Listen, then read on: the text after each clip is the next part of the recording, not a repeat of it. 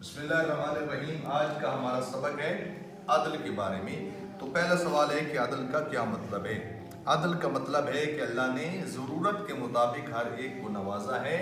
यानी इंसान को चलने के लिए पाँव की ज़रूरत थी, अल्लाह ने इंसान को चलने के लिए पाँव दिए, और परिंदों को उड़ने के लिए परों की ज़रूरत थी, अल्लाह ने उन्हें पर दिए।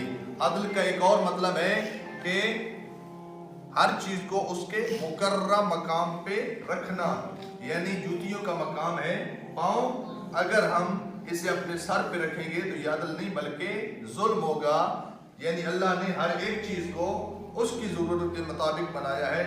जिसके कोई चीज लायक है अल्लाह ने उसी के लिए बनाई है। तो ये बताएं कि क्या अल्लाह अपनी मखलूक पे जुल्म करता है? नहीं। अल्लाह अपनी मखलूक पे जरा बराबर भी जुल्म नहीं करता। अल्लाह खुद फरमाता है मैं यामल मिस्काल ज़र्रतिन खैरिन यरा व मैं यामल मिस्काल ज़र्रतिन खैरिन यरा। यानी जो जरा बराबर भी नेकी करेगा अल्लाह उसकी जजा देगा, और जो जरा बराबर भी बुराई करेगा अल्लाह उसकी सजा देगा।